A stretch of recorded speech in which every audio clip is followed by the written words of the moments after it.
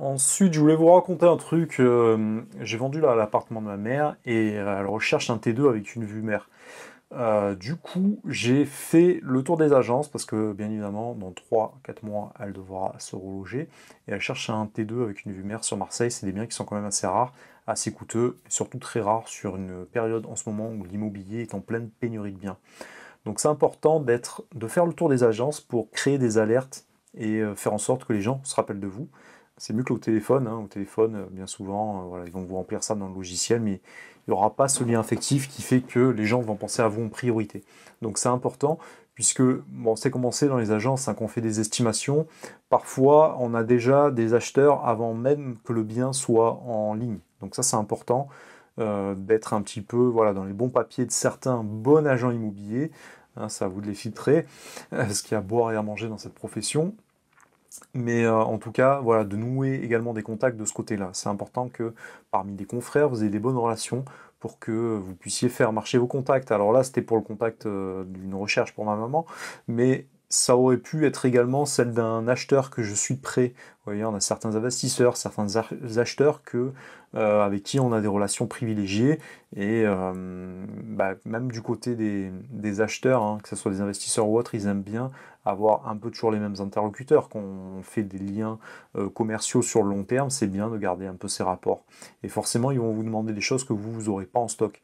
Quand vous êtes dans un grand réseau, pas de problème, encore que vous avez accès à beaucoup de biens et en fonction de comment est la période immobilière, bah forcément votre confrère n'a pas forcément besoin de vous.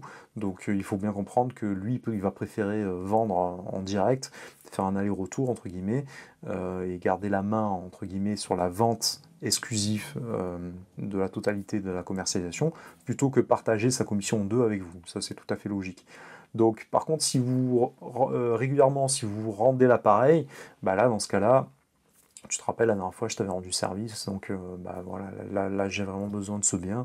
Il colle parfaitement aux critères de mon client, ce que tu permets qu'il le voit un petit peu avant tout le monde, entre guillemets. Donc ça, c'est intéressant. C'est intéressant pour une deuxième chose, c'est pour observer comment les gens se comportent. Et ça, c'est très très formateur, c'est très instructif. Moi, je l'ai fait avec ma mère pour lui rendre service, mais quand j'ai observé la manière dont les gens travaillaient, dans les confrères travaillaient, je me suis dit que en tant que formateur immobilier, il y avait un vrai business en plus des formations. Que je devrais faire du coaching pour coacher les gens parce que les formations sont très inégales dans ce métier et il y a beaucoup de personnes qui se lancent, des jeunes qui ne sont pas formés et même des vieux, entre guillemets, hein, les mecs de l'ancienne école, qui n'ont pas le truc, qui sont là pour le côté, voilà, moi je les appelle les buveurs de café, quoi. Buveurs de café ou de vin rouge à midi, ils sont là pour le côté familial de l'immobilier, le côté un peu léger du métier de l'immobilier, mais je me demande comment ces gens font pour vivre. Parce que bah, faites le test, hein. Allez avec votre conjointe, allez avec un pote, allez avec quelqu'un de vos parents et faites en sorte de créer des alertes, hein, même des trucs fictifs, hein, faites au hasard, c'est pas grave. Après, les gens, vous voyez des alertes, vous pouvez toujours vous décocher ou désinscrire. Mais au moins, vous allez voir comment les gens se comportent et qu'est-ce que vous aimez pas en tant qu'acheteur vis-à-vis des professionnels. C'est-à-dire qu'il y en a beaucoup là, ils sont là pour se mettre en avant, pour jouer un rôle, pour faire la comédie. Alors parfois c'est bien fait, il y a le charme opère et dans ce cas-là c'est une valeur ajoutée, les gens se rappelleront de vous. Mais au-delà de ça, les gens sont... Il y a les personnes qui veulent meubler et qui n'ont pas une attitude très professionnelle, des gens qui sont complètement à côté de la plaque, et il y a d'autres personnes qui sont négatives, qui renvoient une image dépressive, et ça ils s'en rendent même pas compte. C'est ça qui est un peu choquant, mais qui vous peut être très instructif pour vous. C'est-à-dire que parfois, c'est un métier qui est tellement prenant qu'on a tendance à, avec le côté humain, à partager beaucoup de son état voilà, dans lequel on se trouve. Et il faut arriver quand même à filtrer les choses, puisque on ne se rend pas compte, mais parfois notre interlocuteur en face a une vision de nous en tant que professionnels qui peut être déplorable.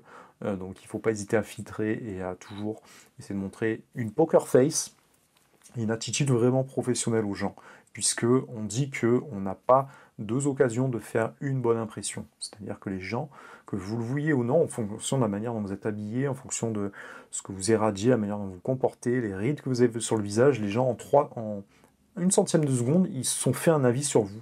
Et c'est un avis qui est extrêmement tenace. On a beau après derrière amener du fond, etc., montrer que voilà, il y a quelque chose, on a une stature, on est quelqu'un qui maîtrise son sujet, la mauvaise impression est quelque chose qui colle vraiment à la peau, et le cerveau, dans tous les cas, une fois qu'il a imprimé une image mentale, il aura beaucoup de mal à s'en défaire. Ça, c'est vraiment quelque chose que j'ai observé.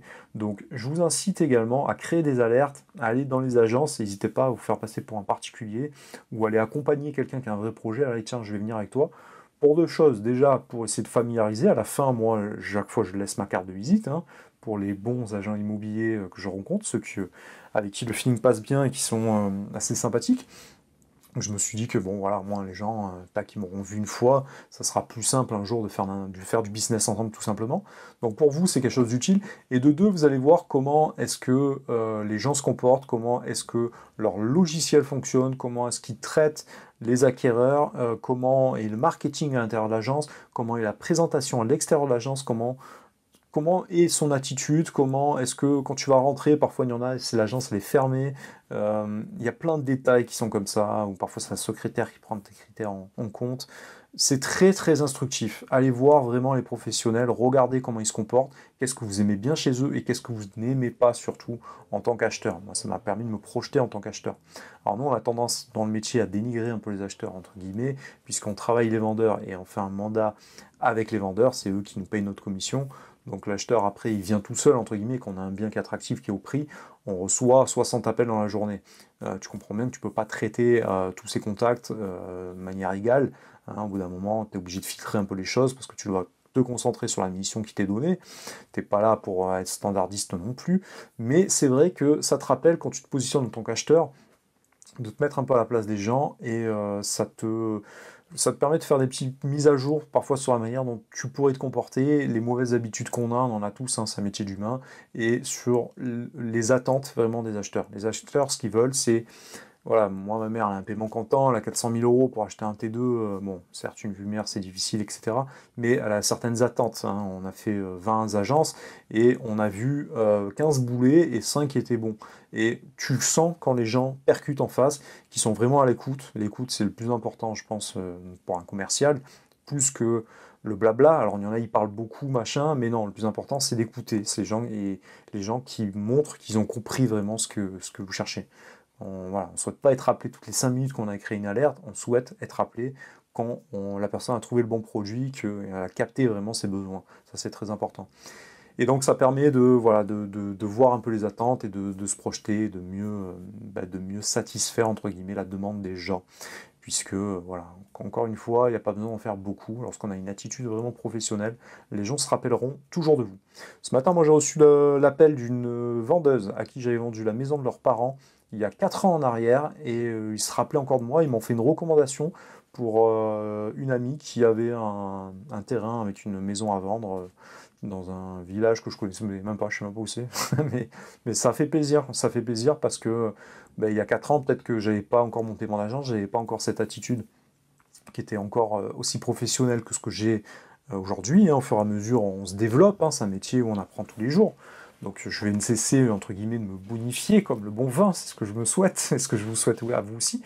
Mais en tout cas, ça fait plaisir de voir que, il y a 4 ans, j'avais fait beaucoup d'efforts pour cette vente, et ces efforts avaient été salutaires, ça avait porté ses fruits, puisque 4 ans après, cette personne s'est rappelée de moi, peut-être qu'elle a vu peut-être 10 agents immobiliers depuis, mais c'était moi qui avais fait une bonne impression, et elle s'était rappelée de moi pour mes qualités entre guillemets. Donc ça, c'est un truc qui fait plaisir.